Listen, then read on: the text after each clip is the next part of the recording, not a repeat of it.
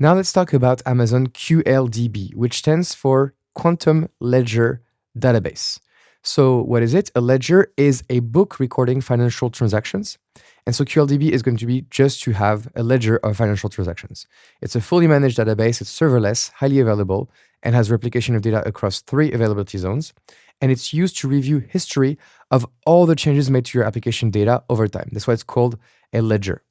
So it's an immutable system as well. That means that once you write something to the database, it cannot be removed or modified. And there's also a way to have a cryptographic signature to make sure that indeed nothing has been removed. So how does it work? Well, there is behind the scenes a journal. And so a journal has a sequence of modifications.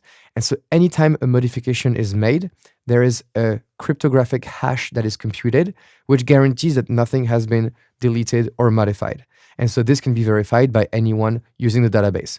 So this is extremely helpful for financial transactions because you want to make sure that obviously no financial transaction is disappearing from your database, which makes QLDB a great ledger database in the cloud.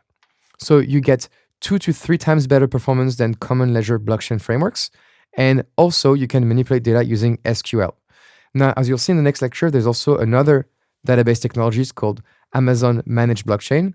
But the difference between QLDB and Managed Blockchain is that with QLDB, there is no concept of decentralization.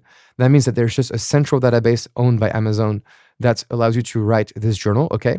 And this is in line with many financial regulation rules. So the difference between QLDB and Managed Blockchain is that QLDB has a central authority component and it's a ledger, whereas Managed Blockchain is going to have a decentralization component as well, okay?